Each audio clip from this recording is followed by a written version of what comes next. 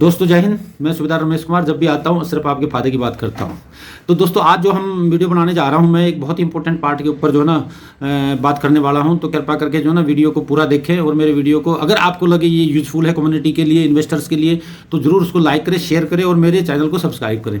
तो दोस्तों आज का जो विषय है वो ये जानना है कि भाई what is the difference between saving and investment, कि सेविंग क्या है और इन्वेस्टमेंट क्या है। क्योंकि दोस्तों हम में से बहुत सारे दोस्तों को ये नहीं पता है कि भाई सेविंग और इन्वेस्टमेंट में कुछ फर्क होता है। तो सबसे पहले हम दोस्तों सेविंग की बात करते हैं, क्योंकि हम अगर जिंदगी भर पैसा कमाते रहेंगे और उस पैसे को ठीक से हम मैनेज नहीं करेंगे, इन्वेस्ट नहीं करेंगे, तो हमारी जो है वेल्थ कभी भी नहीं बढ़ेगी दोस्तों। तो बात करें सेविंग की, तो सेविंग में कौन कौन से इंस्ट्रूमेंट है जिसको हम सेविंग बोल सकते हैं। तो सबसे पहले दोस्तों लोग एनपीएस अकाउंट खुला लेते हैं, उसके बाद प्रोविडेंट फंड में अगर नौकरी करता है प्रोविडेंट फंड में हर महीना पैसा कटा लेता है, एलआईसी कर लेते हैं, एमआईएस कर लेते हैं, आरडी कर लेते हैं, थोड़ा सा और तेज हल्का सा स्मार्ट बंदा है तो कॉर्पोरेट एफडी कर लेते हैं दोस्तों। तो यहाँ पे रेट ऑफ इंटरेस्ट हमें नॉर्मली इसके ऊपर हम बात करें तो कितना मिलता है दोस्तों, मिनिमम 4%, मैक्सिमम जो है ना 7 से 8%। 7 से 8% भी आपको नहीं मिलेगा, कॉर्पोरेट एफडी में आप उम्मीद कर सकते हो 7 से 8%। तो मोटे रूप से मैं कह सकता हूँ बैंक के अंदर और पोस्ट ऑफिस के ऊपर जो मोस्ट ऑफ द सेविंग हम लोगों का पैसा पड़ा रहता है और जंग खाता रहता है, वहाँ पे हमारे को 4 से और 6% के बीच में मिलता है। और दूसरा, जब हम उस एफडी को मैच्योर होने के बाद हम लेने के लिए जाएंगे तो वहीं पर हमारा टीडीएस भी काट लिया जाता है। तो दोस्तों अभी आप ही खुद एनालाइज करो, ये पैसा हमारा बढ़ रहा है या घट रहा है। अब एक मैं डाटा आपके सामने रखता हूँ, हर 10 साल में जो ना सेंट्रल गवर्नमेंट और स्टेट गवर्नमेंट डीए लेकर के आती है और हर 10 साल में डीए 100% बढ़ जाता है और उस 100% को खत्म करके फिर नए पे कमीशन से नई सैलरी को तय किया जाता है।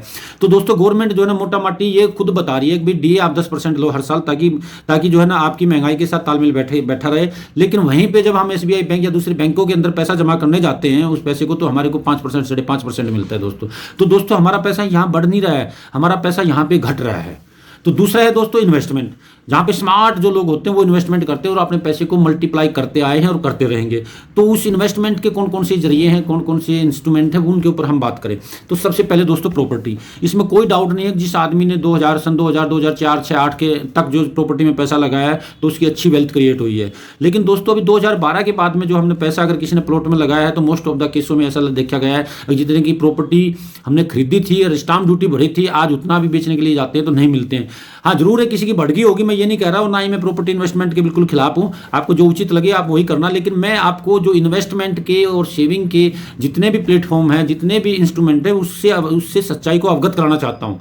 और दूसरा दोस्तों, प्रॉपर्टी में जब हम पैसा डालते हैं तो इसके साथ कई बहुत बड़े बड़े रिस्क जो है इन्वॉल्व होते हैं। पहली बात तो प्रॉपर्टी लेने के लिए कम से कम 15-20-25 लाख रुपये चाहिए। एक आम आदमी के पास उतना पैसा जोड़ने के लिए उसको पूरी लाइफ चली जाती है और पूरी जिंदगी में वो एक प्लॉट लेके घर बना भी लेता है, तो दोस्तों वो रहने के लिए वो कोई इन्वेस्टमेंट नहीं हुआ। दूसरा, प्री लॉन्च में हम लोग घर ले लेते हैं। अमरपाली जैसे जेपी जैसी कंपनी, अमरपाली सबसे सबसे बड़ी कंपनी बोल सकते हैं हम यूनिटेक के बराबर, उन कंपनियों ने फ्रॉड कर दिए दोस्तों। 10 साल पहले लोगों ने 50-50 लाख रुपए उनको दिए, आज तक उन्होंने जो है उनको फ्लैट डिलीवर नहीं किया और जो है अभी सुप्रीम कोर्ट का चक्कर काट रहे हैं, ऊपर से पैसे भी 50 लाख दे दिए और आज तक घर भी नहीं मिले।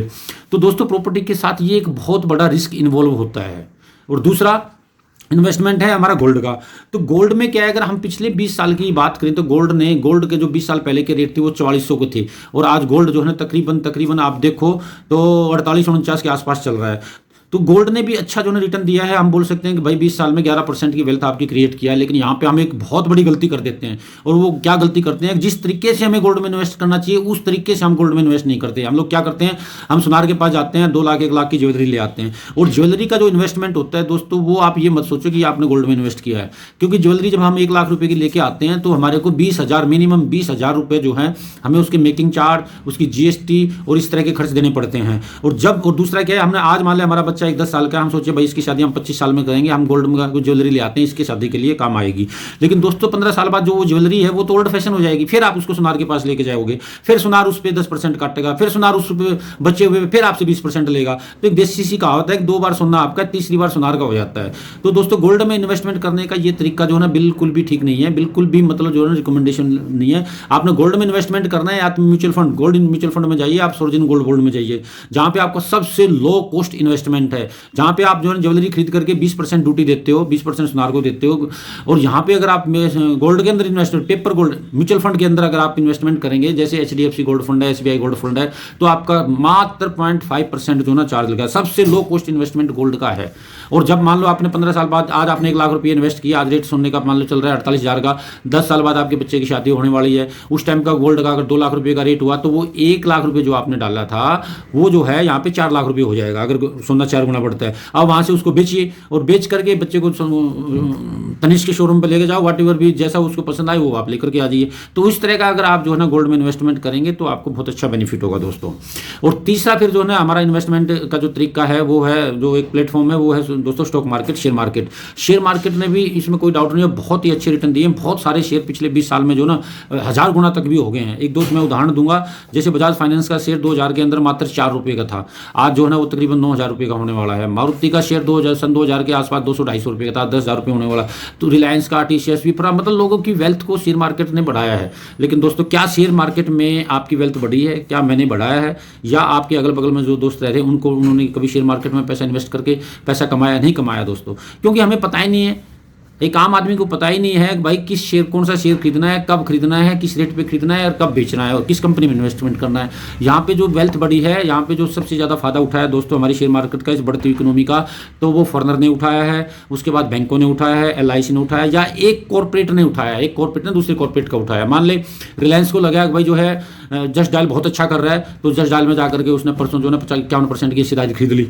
तो उसने क्या है कि काम वो कर रही है और उसने जाकर पैसा इन्वेस्टमेंट कर दिया, तो वो पैसा भी बढ़ता रहेगा।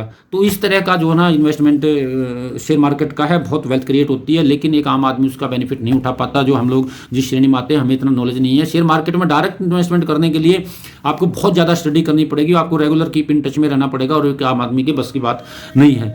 तो इन सब चीज़ों को ध्यान में रखते हुए कि यार शेयर मार्केट तो बढ़ती गई है, लेकिन एक देश का आम आदमी है उसने इसका फायदा नहीं उठाया। तो गवर्नमेंट ने साथ में एक नई इंडस्ट्री खड़ी किया था दोस्तों, जिसका नाम है म्यूचुअल फंड इंडस्ट्री। इसकी अगर हम बात करें तो सन 2000 के आसपास जो इसका टोटल एम था 5-6 लाख करोड़ रुपये था। 2010 में आते आते ये 20-22 लाख करोड़ का, मतलब तकरीबन ये 8-10 लाख करोड़ का हो गया। आज ये 32 लाख करोड़ का है। ये इसका जो एम है, एसेट अंडर मैनेजमेंट है, 20% की दर से ये ग्रोथ कर रहा है, और आने वाले टाइम में 1 लाख करोड़ बहुत जल्दी होने वाला है। तो दोस्तों यहाँ पे गवर्नमेंट बोल रही है कि भाई आपको नहीं पता है, आप म्यूचुअल फंड में, आप SBI म्यूचुअल फंड में लगाइए, ICICI म्यूचुअल फंड में लगाइए, एक्सिस म्यूचुअल फंड में लगाइए, या कुछ और कॉर्पोरेट हैं उनमें लगाइए आप। तो यहाँ पे क्या करेंगे कि आपको जब पता नहीं है, आप म्यूचुअल फंड को, AMC को पैसा दे देंगे, और वो पैसा वो उनका बोर्ड ऑफ डायरेक्टर्स होते हैं, वो डिसाइड करते हैं कि उस पैसे को कहाँ कहाँ लगाना है। वो सबसे इंडस्ट्री के सबसे जो टॉप ग्रोइंग सेक्टर हैं उसमें आपका पैसा लगाता है। उस टॉप ग्रोइंग सेक्टर की भी जो टॉप कंपनियां हैं उसमें आपका पैसा लगाता है दोस्तों। तो इस तरह से अगर आप पैसा को लगाओगे तो आपकी वाकई में वेल्थ क्रिएट होगी। और बात करें रिटर्न की, हम म्यूचुअल फंड होगी, तो दोस्तों बहुत सारे अच्छे फंडों ने, मतलब मैं अच्छे फंड बोल रहा हूँ, इस चीज़ पर ध्यान देने वाली बात है, पिछले 15 साल में आपके पैसे को 15 गुना किया है, 20 सालों में तकरीबन 40 गुना किया है, और 25 सालों में कई म्यूचुअल फंडों ने 80 से 100 गुना आपके पैसे को कर दिया है। अब बात यहाँ पे आती है दोस्तों, आप लोग सोचेंगे यार फिर इन्वेस्ट कैसे करें, किस फंड में इन्वेस्टमेंट करें। तो दोस्तों ये जो है ना, आपको इन्वेस्टमेंट करने के लिए आपको एक मतलब अच्छा जो वित्तीय सलाहकार है या म्यूचुअल फंड डिस्ट्रीब्यूटर है, उसके थ्रू आप हेल्प ले सकते हो। आप मेरी हेल्प ले सकते हो। कंस्ट्रक्शन ऑफ पोर्टफोलियो एक बहुत बड़ी स्किल्ड है ना। अब मैं जो आप पोस्ट डालता रहता हूँ, आप देखते हो मार्केट गिरने पर भी हमारे बंदों का पोर्टफोलियो में ग्रोथ होती है। तो पिछले एक महीने के अंदर सेंसेक्स ने 0.29% का ग्रोथ दिया है, लेकिन मेरे बंदों का 4 से 5%, मेरे इन्वेस्टर्स का, मतलब मेरे इन्वेस्टर या मेरे दोस्तों का पोर्टफोलियो के अंदर ग्रोथ 4 से 5% का है। तो इसके ऊपर मैं कभी सेपरेट वीडियो बनाऊंगा कि how to make the portfolio construction of portfolio. Technically आप किसी का पोर्टफोलियो बनाते हैं तो क्या क्या चीज़ों का ध्यान रखते हैं, और मैं एक पोर्टफोलियो किस तरह से बनाता हूँ, तो वो एक अलग विषय है। लेकिन दोस्तों आप म्यूचुअल फंड में इन्वेस्ट करिए, यहाँ पे बहुत अच्छे रिटर्न है। आप यहाँ पे पिछले एक साल में तो तकरीबन जो ना डबल हो गया म्यूचुअल फंड के रिटर्न्स मोस्टली, लेकिन यहाँ पे डबल अगले साल में नहीं होने वाला है। लेकिन आप जो ना 20 से 18-20% की यहाँ पे एक्सपेक्टेशन कर सकते हो, अगर एक अच्छे इंसान के द्वारा, एक अच्छे वित्तीय सलाहकार के द्वारा, एक अच्छे म्यूचुअल फंड डिस्ट्रीब्यूटर के द्वारा आपने अपना पैसा इन्वेस्ट कर दिया। तो इस चीज़ पर मैं क्यों ज़्यादा बोल रहा हूँ, क्योंकि जो म्यूचुअल फंड की जो क्या बोलते हैं स्कीम्स हैं, वो तकरीबन 3,500 स्कीम है दोस्तों। अब बहुत सारे लोग क्या करते हैं, सीधे बैंक में चले जाते हैं, बैंक मैनेजर उनको जो है ना बातों में लेकर के उनका 10 लाख रुपये इन्वेस्टमेंट करा देता है दोस्तों। उसको ये नहीं पता है कंस्ट्रक्शन का पोर्टफोलियो क्या होता है, और हम लोग खुशी खुशी अपने घर आ जाते हैं कि यार जो ना हमने म्यूचुअल फंड में इन्वेस्टमेंट कर दिया। टोटली वो जो है डेट फंड में आपका पैसा डाल देते हैं। मेरे मित्र का 7 लाख 10 लाख में 7 लाख रुपये SBI कॉर्पोरेट बॉन्ड फंड में डाल दिया, उसका रिटर्न 4% है। अगर मेरे जैसे बंदे के थ्रू, मेरे जैसे एडवाइजर के थ्रू अगर वो पैसा इन्वेस्टमेंट होता पिछले 1.5 साल में, तो वो पैसा 10 का 20 लाख रुपये होना था, और मैंने लोगों का करके दिखाया है। तो दोस्तों ये मतलब इन्वेस्टमेंट करते टाइम भी आपको एक अच्छे सलाहकार, एक अच्छे पोर्टफोलियो मैनेजर टाइप, या एक अच्छे, मतलब मैं अपने को बताता हूँ अच्छों में काउंट करता हूँ मैं, ठीक है। तो आप मेरे जैसे एक इंसान की हेल्प ले सकते हो, जो आपकी एक हैंड होल्डिंग इन्वेस्टमेंट करेगा, आपके पोर्टफोलियो को रेगुलर रिव्यू करेगा, और आपको हर तरह का प्लेटफॉर्म जो ना सुविधा प्रोवाइड करेगा। तो दोस्तों आप जो ना म्यूचुअल फंड में इन्वेस्टमेंट करिए, और यहाँ से बहुत अच्छे रिटर्न मिलने वाले हैं अगले जो ना 10 से 20 सालों के अंदर। इंडियन इकोनॉमी में बहुत अच्छा करना है। अगर आप इन्वेस्टमेंट म्यूचुअल फंड में नहीं करेंगे तो इस बढ़ती हुई इकोनॉमी का आपको कोई भी बेनिफिट नहीं होगा। ओके दोस्तों, थैंक यू, नमस्कार।